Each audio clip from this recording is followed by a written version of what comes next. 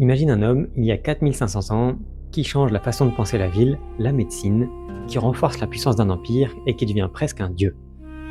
Aujourd'hui, je te parle d'Imhotep. En 2700 avant Jésus-Christ, dans l'Égypte ancienne, et il était le conseiller du pharaon Djoser. Et il avait un CV à faire pâlir un cadre parisien. Il était scribe, architecte, vizir et médecin. Il a d'ailleurs conçu la toute première pyramide en pierre à degrés, la pyramide de Saqqara. Et c'est une révolution architecturale.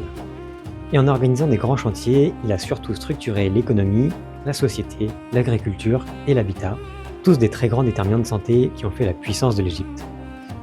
En stabilisant de grandes populations autour de projets centralisés, il a aussi amélioré l'approvisionnement en eau, en alimentation, modifié l'environnement du collectif et donc jeté les bases de toute une démarche de santé publique. Imhotep est considéré comme le premier médecin connu dans l'histoire, et probablement le médecin-chef de l'État égyptien à ce moment-là, même si aucune source contemporaine n'a traversé les siècles jusqu'à nous.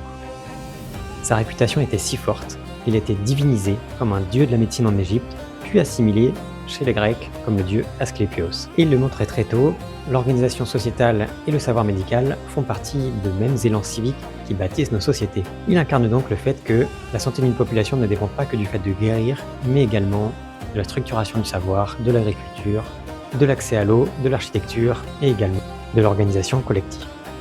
Bref, c'était Imhotep et c'est probablement le premier promoteur de santé de l'histoire. Si tu as aimé cette vidéo, n'hésite pas à t'abonner, je raconterai chaque semaine l'histoire de personnes qui ont changé la face du monde par le prisme de la santé publique. À la semaine prochaine.